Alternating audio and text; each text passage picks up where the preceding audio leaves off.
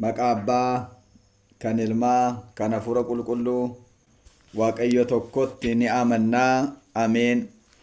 Waan hundumaan dursaa Waaqayyo Abbaan keenyaa biyya keenya nagaa taasisee hunduma keenyaafis immoo nageenya nu laatee har'a geenyee galata kee jennee akka galateeffannuuf waan nu iyyameef maqaan Waaqayyo Waaqa abboolii keenyaa bara baraan kan sodaatameef kan galateeffame nuuf haa ta'u.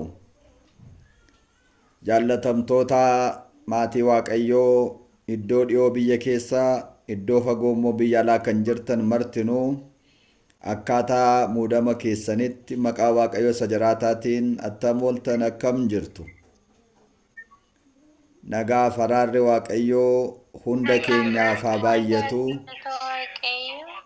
Ameen. Nagaa galata Waaqayyoo jennee kan galateeffanne kana Waaqayyo fuuldura isaatti nuuf haa fudhatu.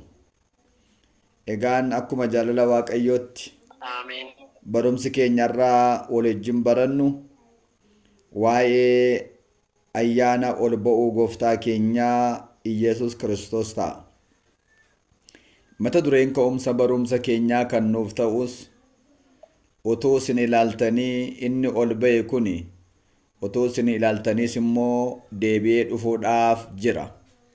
Hojii ergamootaa boqonnaa 1 lakkoomsa 9 haga 11tti kan jiru. Dhugaadhumatti jecha cimaa kanaa utuu isin ilaaltanii inni ol ba'e kuni utuu isin ilaaltaniis immoo akkasumatti deebi'ee dhufuudhaaf jira jedhee kan dubbatee ergamaa Waaqayyooti. Ergamoonni Waaqayyoo waa'ee jireenya kiristaanummaa keessatti waa'ee waaqummaa Iyeesus Kiristoos akka nuyi beeknu barruu fi ga'ee olaanaa qabu. Teellaatti deebinee yoo ilaallee giftiin keenya dubaroo Maaramiin ilma Waaqayyoo jiraataa hojii hafuura qulqulluun hojii Waaqayyoonii durbummaan ulfooftee durbummaan akka isheen deessuu kan nu barsiisee kan nutti himee ergamaa Waaqayyooti.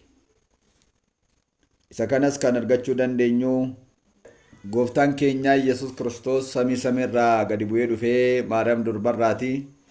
Foon isheerraa foon, dhiiga isheerraa dhiiga, lubbuu isheerraa lubbuu fudhatee hojii hafuura qulqulluutiin akka dhannee giftiin keenya Maariyaamiin ulfooftu durbummaadhaan ulfooftee durbummaadhaan deessu kan nutti ergama Waaqayyooti. Wangeela Luqaas boqonnaa 1 lakkoomsa 26 irraa kaasee jira.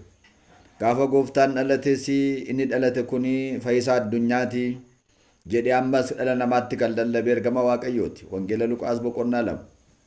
Akka giftiin keenya dubaroo Maariyaamiin ajjechaa Herodoos jalaatii fudhattee Gibxitti akka baqattu akka Gibxiin turte Gibxiitti immoo deebitee akka isheen dhuftu kan itti ammas ergama Waaqayyooti. Egaa godaanuun saagaa godaansa nuyi gannataa godaanee nu deebisuudhaaf jedhee jechaadha. Egaa akkuma kana gaafa gooftaan keenyaa du'ee awwaalamee du'a mo'ee ka'us isa jiraataa warra du'an keessa maaliif barbaaddu akkuma jedhame inni ka'eera jedhee kan lallabe dhala namaatti ergama Waaqayyooti. Wangeela Maatiyoos boqonnaa 28 lakkoomsa 15 gaafa inni ol ba'us utuu ilaaltanii inni ol ba'e kun jedhe guyyaa 40ffaa booda jechaadha. Akkuma isin ilaaltanii deebi'ee dhufuudhaaf jira jedhee ammas kan lallabe ergama Waaqayyooti. Egaa booddees immoo dhumarratti murtoo isa dhumaa kennuudhaaf akka inni ulfina guddaadhaan deebi'ee dhufee dhala namaaf murtoo kennuu kan dhala namaan du'a keessaa ka'a murtoo fudhadhaa kaasimadhaa kan jedhee lallabuudhaaf dhufuudhaaf jirus gara fuulduraatti ergama Waaqayyooti. Tokkoffaa Tasalonqee boqonnaa 4 lakkoomsa 14 kaasee jechaadha. Egaa maal jechuu barbaade tananii gaafa guyyaa 40ffaadhaa gaafa gooftaan keenya ulfina guddaadhaanii kabaja guddaadhaanii akka inni ol ba'u yeroo inni ol ba'u barattoonni isa faana turan suniif ajajanii yommuu isaan isa ilaalaa jiranitti maaliif ajajanii gara samaayii keessa dhaabattanii isa ilaaltu? Utuu isin ilaaltanii inni ol fudhatame ol ba'e kuni deebi'ee dhufuudhaaf jiraa jedhee barattoota isaatti maatii isaatti lallabee jechaadha. Egaa dhugaadhumatti waa'een gooftaa keenyaa Iyeesus Kiristoos hundumtisaa akka bishaan tabbarraa dhangala'uu yookaan immoo akka keessummaa tasa dhufuu kan dhufe miti. Waan hundumtisaa duraan dursaa raajonni raajanii fakkeenya fakkeessanii kan ta'edha malee Haaluma kanaan waa'ee ol ba'umsa gooftaa keenya Yesus Kiristoos kana ilaalchisee duraan dursa raajonni raajii raajaniiru. Mee warra raajii raajan keessaatii akka raajiin raajameef muraasan gurra sin buusa. Faarsaa 16 yookaan 17 lakkoomsa 9 hanga 10 irratti samaayi gadi qabee gadi bu'e. Dukkanas miilla isaa jala taasisee irra ejjetee teessoo kiroobil irra taa'ees immoo balali'ee kochoo qilleensaanis barrisee jedha. Kun amma gaafanni gadi bu'u akka inni deebi'ee ol ba'uudhaaf jiru gadi bu'ee dukkana lafarra jiru du'a lafarra jiru balleessee akka inni immoo kabajaadhaan ol ba'uudhaaf jiru duraan dursee Daawit kan raajedha jechaadha. Dabalata faarsaa 24 lakkoomsa 7 mootichi inni guddaan sun akka inni ol galuu fi isin qondaaltonni isaa balbala isaa durdurii sanaa banaafi.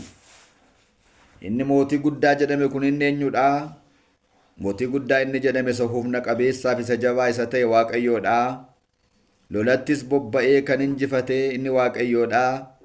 Isaaf balbala banaa jennaan isaaf lixuun hin ta'a jedhanii qondaaltonni balbala isaa bananiifi jedha.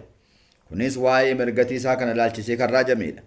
Karaa adda biraa faarsaa 46 yookaan 47 lakkoomsa 5 faarsaa 46 yookaan 47 lakkoomsa 5 irratti Waaqayyoo ililleedhaan ol ba'ee galataan ol ba'ee faaruu guddaadhaan kabajamee ol ba'ee jedhee Daawit ammas raajii raajedha jechaadha. Dhugaadhumatti gaafa gooftaan keenya ol ba'e kana samiidhaati haga lafaatti Ariyaam irraati hanga lafaatti yaabbannoon ifaanii diriiree ergamoonni warri qondaaltonni hiriira qindeessu turanii ergamoonni hundi isaanii samiidhaan hanga lafaatti wayyaa hadii wayyaa moo'ichaa uffatanii faaruu garaagaraadhaan faarfachuudhaan simatanii jedha. Egaan haaluma kanaan gooftaan keenya akka inni ol ba'uudhaaf jiru akkanatti raajaniiru jechaadha. Dabalata ammas faarsaa 67 lakkoomsa 18 gubbaa irratti inni yeroo gara samaa'itti deebi'ee ol ba'e sana boojuu isaa booji'ee ol ba'ee kennaa addaas immoo dhala namaadhaaf kennee ol ba'ee jedha. Egaa lubbuun namaadhaa duraan Si'ooliin booji'amee kan ture san gaafa jimaataa daabiloosiin isa lubbuu namaa booji'ee gara Si'oolitti gadi geessaa ture san duumessa irratti waaqummaa isaatiin qabee hidhee warra inni booji'ee ture Si'ool keessaa baasee fudhatee ol ba'uusaa raajeera jechaadha. Egaa dhimma isa kanaa Yohaannis abbaan wangeelaa yeroo dubbatu maal jedhaa? Humni inni sila samaa irraa gadi bu'e malee sila samaa irraa gadi bu'ee yoo ta'e malee deebi'ee gara samiitti kan ol ba'e hin jiru jedhe. Yohaannis 3:13 irraa. Kanaaf haaluma kanaan gooftaan Yesus Kiristoos egaa du'a mo'ee aangoo du'aas barreessee gaafa guyyaa 40ffaadha. Egaa gara samiitti gara kabaja isaa jalqabaatti ol ba'ee jechaadha. Haga guyyaa 40 kanatti yeroo lafarra ture immoo guyyaa 40ffaa kana guutuu barattoota isaatti mul'atee isaan barsiisaa ture. Keessumatti guyyaa 3 immoo gubaa'ee addaa sagantaa addaa qopheessee isaan barsiisaa ture. Hojii ergamootaa boqonnaa 1 lakkoomsa 3 maal jedhaa? Waa'ee kan ittiin mootummaa Waaqayyoo dhaalan kan ittiin mootummaa Waaqayyootti galan guyyaa 40 guutuu isaan gidduutti argamee isaan barsiisaa ture jedha. Egaa maatiiwwan Waaqayyoo kan ittiin mootummaa Waaqayyoo dhaalan isaan barsiisaa ture jedha malee barumsi sun maal akka ta'e hin katabamne jechaadha. Haa ta'uuti barumsi kun maalii jennaan? Barumsi kun barumsi kun maalii jennaan? Egaa sirna galatoo egziisa jennu sirna kidaanii ganamaa sirna qurbaanaa dhoksaa garaagaraa guyyaa 40 gidduutti isaan barsiisaa ture jechaadha. Egaa maatiiwwan Waaqayyoo maaliif guyyaa 40 immoo lafarra ture isaan barsiise? Maaliif guyyaa 40 maa barsiise? Guyyaa 20 maa hin barsiifne? 30 maa hin barsiifne? Iccitiin guyyaan 40 qabdu sun mee maaliidha? Egaa waa'ee guyyaa 40 ilaalchisee kanaan dura maatiiwwan Waaqayyoo bifa garaagaraan waliin barachaa turuun keenya ni yaadatama. Haa ta'u amma garuu baay'ee isaa dubbachuu keessaa muraasa waa'ee guyyaa 40ffaa kun lafarra turuunsaa ture, waa'ee mootummaa waaqayyoo ittiin dhalan barsiisaa turuunsaa kun iccitiinsa tokko namni jalqabaa abbaan keenya Addaam dargaggeessa waggaa 30 ta'ee uumame gaafa guyyaa 40ffaa immoo mucummaa argate gara gannataatti galee ture. Haa ta'u iyyuu malee garuu gannata kana keessaatii daabiloos karaa nyaataa goyyomse itti fakkeesse mucummaan guyyaa 40tti argatee ture sana dhabsiisee ture. Kana hin beektu hundi keessan. Egaa amma immoo inni samiirraa gadi bu'ee dhufee gaafa waggaa 30 cuubamee waggaa 3 fi ji'a 3 guutuu biyya lafaarra naanna'ee barsiisee egaa nu fayyisuudhaaf akka dhufe sana ibsuudhaaf jedhee gaafa guyyaa 40ffaa sana immoo mucummaa guyyaa 40tti fudhattanii dhabdan sana kunoo guyyaa 40 sinii laadhee sinii deebiseera, kana booda mootummaa koo dhaaluu ni dandeessu kan jedhu sana jechuudhaaf akkana godhee jechaadha.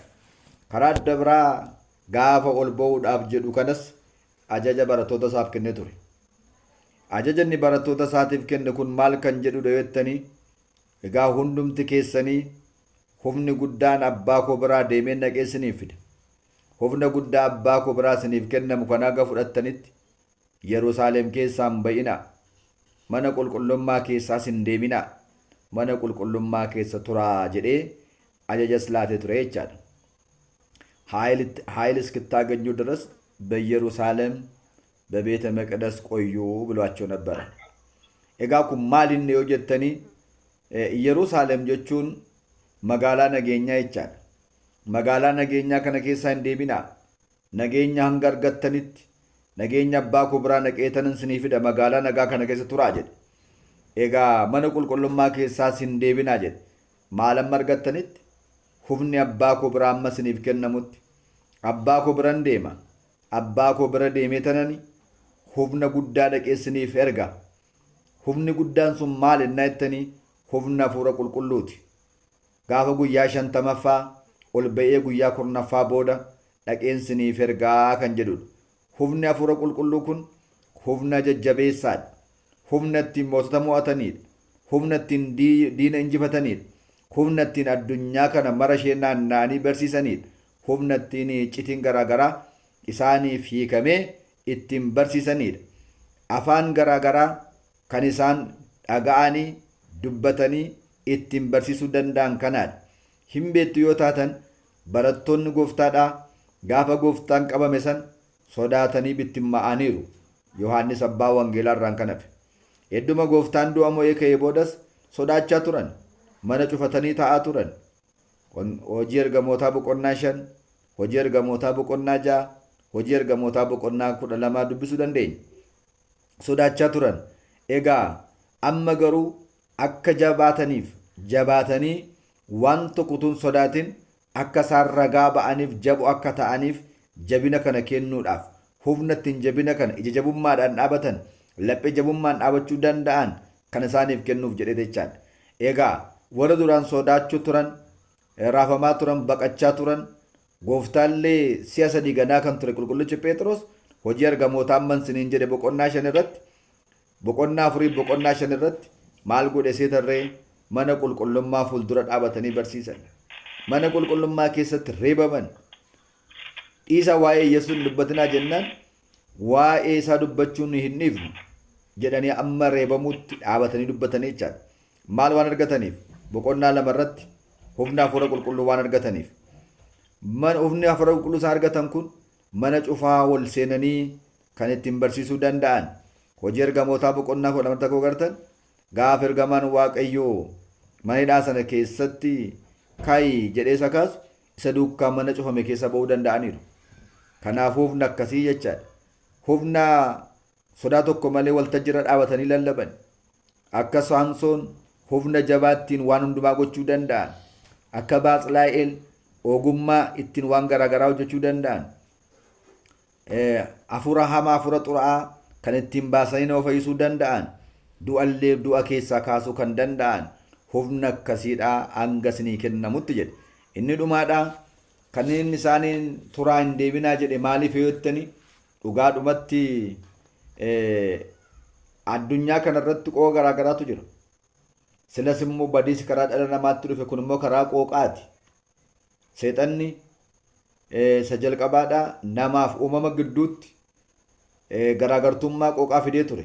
Matsaafa Kufaalee boqonnaa 5. Lammaffaa namaaf nama gidduutti immoo gimbii Baabiloon gaafa ijaaruudhaaf jedhan sana seera uumaa boqonnaa 11 irratti qooqa namaa iddoo 72tti gargar cabee ture. Amma gaa qooqa namaadhaas addunyaa kanatti waggaa iddoo 72tti gargar cabee jiru kan deebiseen hunda isaa dandeessanii, hunda isaa dhageessanii, hunda isaa dubbattanii ittiin barsiisuu akka dandeessaniif humna kanan siniif kenna. Kanaaf haga sanatti turaa. Isan Maatiyoos boqonnaa 28 lakkoomsa 19 gubbaa irratti gara daarii addunyaa hundumaa deemaa. Warra hormoota cuuphaa, barsiisaa, duuka bu'oota koo taasisaa kanan jedhe hamma hin deebinaa. Ammasuma turaa. As turaatii mana qulqullummaa kana kee turaatii magaalaa Yerusaalem keessa turaatii humna kana fudhattanii dasii booda deemtuu jechuu isaati jechaadha. Egaa oolumaa galatti guyyaa 50ffaa booda akkuma jedhame tsoomanii kadhatanii iddoo jiranitti immoo namoota tajaajiluu qaban muudanii tajaajilaaf bobba'aniiru.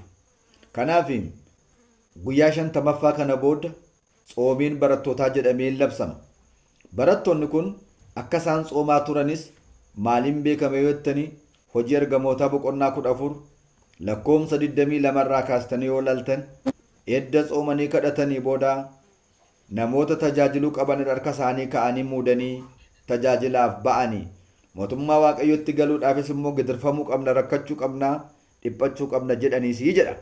Kanaaf haaluma kanaan dhugaadhumatti barattoonni cuubamanii maannoo edda Hafuura Qulqulluu fudhatanii booda qooqi 72 sun hifee fi egaa tsoomanii eddasii booda biyya lallabaa carraa buufatanii gara biyya lallaba isaanii gara daarii addunyaa hundaatti deeman jechaadha.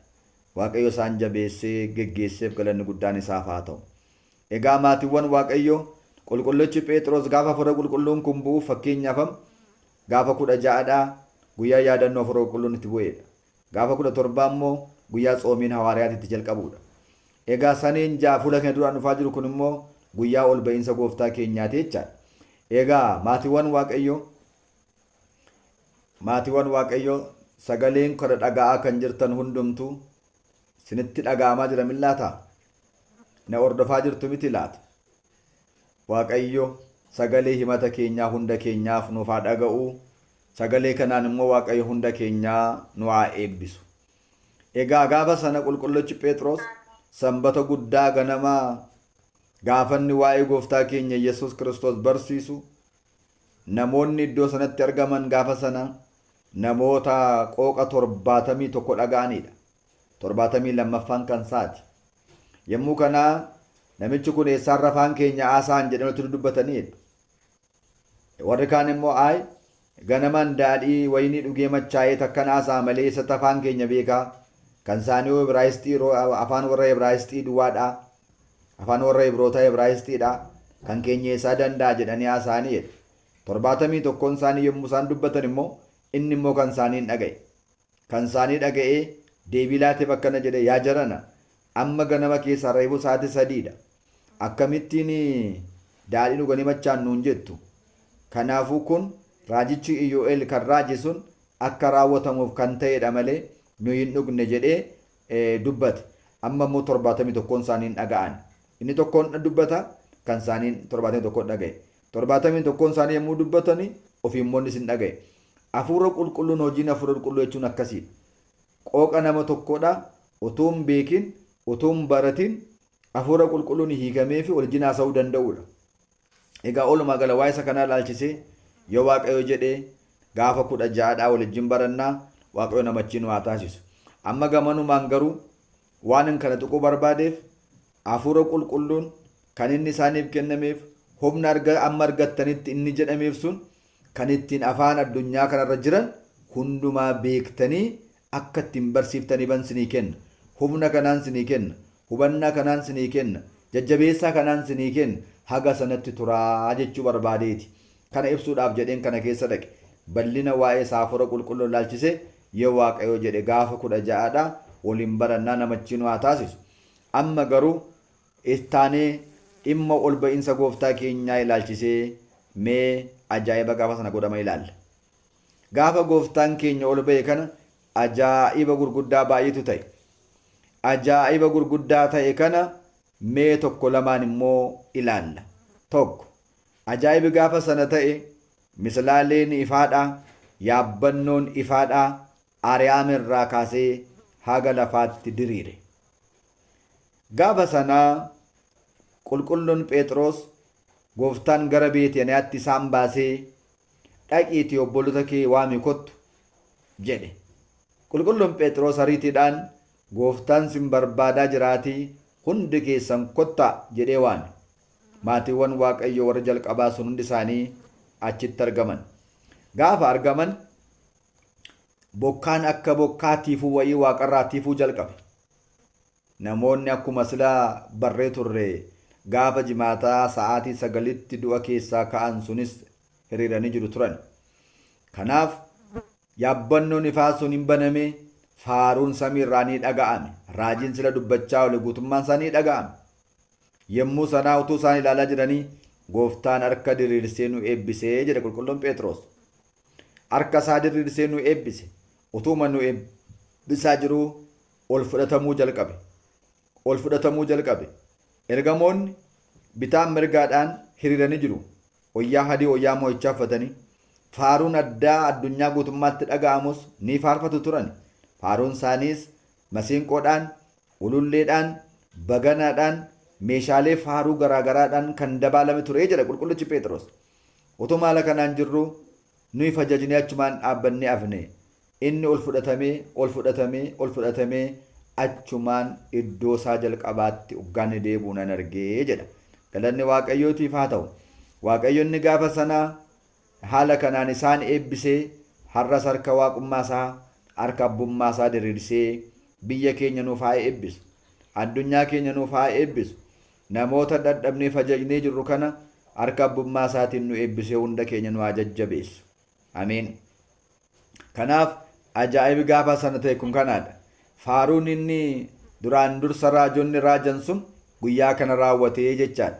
Inni sila Daawit raajeeraa jedhee raajaa isaan raajan sun faarsaa 17, faarsaa 24, faarsaa 46 jedhee inni sinitti himaa ture kun guyyaa kana raawwatee jechaadha.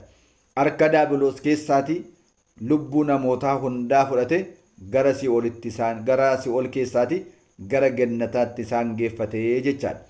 Boojuu booji'ee ol ba'ee, ililleen ol ba'ee, galataan ol ba'ee inni jedhu kun egaa gaafa kana raawwatee jechaadha. Inni taanu ajaa'ibi guyyaa kana godhame maal ennaa jettanii?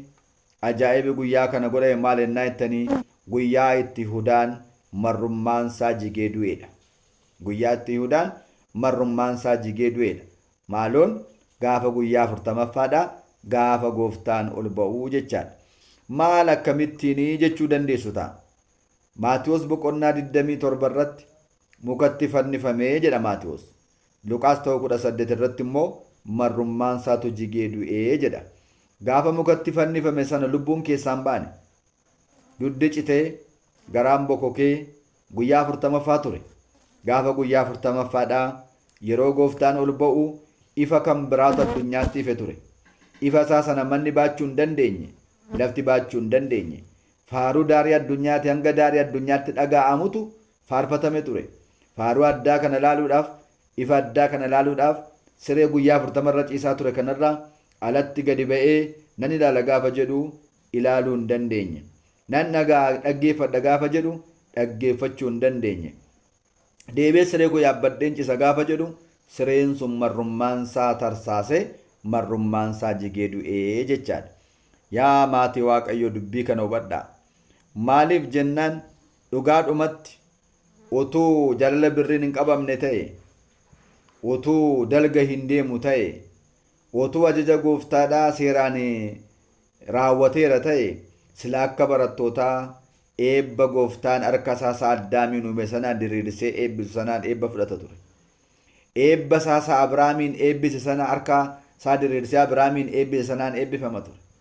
Harka isaa galaana Yaaboq bukkee irratti Yaaqoobiin kan eebbise sanaan eebbifama ture. harka isaa qurxummii lamaa fi biddeenii garbuu 5 eebbisee nama 1000 nyaachise sanaan eebbifama ture. Garuu maal godhure? Amantii dhabee, laphee dhabee, isa waaqarraa jaallachuudha, isa lafarraa jaallatee, kan baraabaraa jaallachuurraa kan yeroodhaa jaallatee, uumaa isaa dabarsee biriidhaan waan gurgureef kana dhabe. Gurra kan qabdan uumaa keessan jaalladha. Waan lafarraaf jettanii uumaa keessan hin ganina. Guyyaa warri kaan eebbifaman eebba dhabdu. Guyyaa warri kaan kabajaman kabaja dhabdu. Guyyaa warri kaan du'a keessaa gara jireenyaatti darban sin immoo du'atti gadi buutu. Kanaaf Yihudaan ta'ina. Egaa Yihudaan guyyaa kanatti ol ba'e jechaadha. Mee ol ba'umsi gooftaa keenyaa kun ol ba'umsa addaati. Ol ba'umsi gooftaa keenyaa kun ol ba'umsa addaati. Maaliif ol ba'umsa addaati jenna yoo jettan, Hinook faa ol ba'aniiru. Hinook ol ba'eera. Eliyaas ol ba'eera. Izraa Suuteel ol ba'eera. Yaareed ol ba'eera. Melkitseediq, abbaan Aragaawii, abbaan Garimaa, akkasuma Yohaannis abbaan Wangeelaa, abbaan Balaay namni laqamtee ol ba'aniiru. Ol ba'insu gooftaa keenyaaf kan jara kanaadhaa tokko miti. Ol ba'umsa garaa garaati. Namoonni baay'eetti gaaffii ta'a. Maal Eliyaas faas ol ba'aniiru? Henook faa ol ba'aniiru? Ol ba'umsa addaa kan isa taasisu maalidhaa kan namoonni jedhan baay'eensaa jiru. Isaan sun gaafa ol ba'ani gargaarsa ergamaa waaqayyootiin ol ba'an. Akka arjummaa waaqayyootti ol ba'an. Gooftaan gaafa ol ba'e garuu gargaarsa tokko malee humna waaqummaa isaatiin ol ba'e waan ta'eef ol ba'insi gooftaa keenyaaf kan jarreen kanaadhaa tokko miti. Kan isaa ol ba'umsa addaa humna waaqummaa isaatiin akka sila gadi bu'e humna waaqummaa isaatiin deebi'ee kan ol ba'edha. Kanaaf ol ba'umsa addaati. Karaa adda biraa isaan kun kan isaanitti ol ba'ani samii argamu kanaa gadi dachee lafaa kanaa ol kallattii ba'aa biiftuu biyya jiraattotaatti ol ba'an. Gooftaan garuu kan inni itti ol ba'e Tsiraariyaamitti ol ba'e. Tsiraariyaamiin kun samaayi torbanuu keessaa isa oliiti. Abiddaan kan marfame. Golgaansaa abidda, golgaansaa bishaan, uumamni kamitti siquu kan hin dandeenye achitti ol ba'e. Kanaafuu adda. Isaan kun sadan isaan amma jenne kun hundi isaanii dhufanii du'uudhaaf jiru. Dhufanii deebi'anii wangeela lallabanii du'uudhaaf jiru. Gooftaan garuu deebi'ee du'aaf hin dhufu. Deebi'ee murtoodhaaf dhufa malee, samiif lafa dabarsuudhaaf dhufa malee, gennata, biyya jiraattotaa, biyya tolootaa, addeessa, biiftuu, urjii, lafa, galaana, qilleensa hunda kana dabarsuudhaaf dhufa. Kanaafuu ol ba'umsi jara kanaaf kan gooftaa keenyaa tokko mini, kan gooftaa keenyaa ol ba'umsaa addaati. Inni kan biraan gaafa jarri kun ol ba'ani faaruun takka hin dhaga'amne. Faaruun hin dhaga'amne. Kan gooftaa keenyaa garuu ergamoonni kumaa kitila ta'an faaruu addaatiin, simannaa addaatiin ol ba'an. Kanaafuu simannaan kabajaan kan ol ba'e kan gooftaaf kan jaraadhaa tokko miti. Kanaaf ol ba'umsa addaati kan gooftaan ol ba'e. Karaa adda biraa waa'ee ol ba'umsa gooftaa keenyaa raajiin raajamee fakkeenyi fakkeeffameera.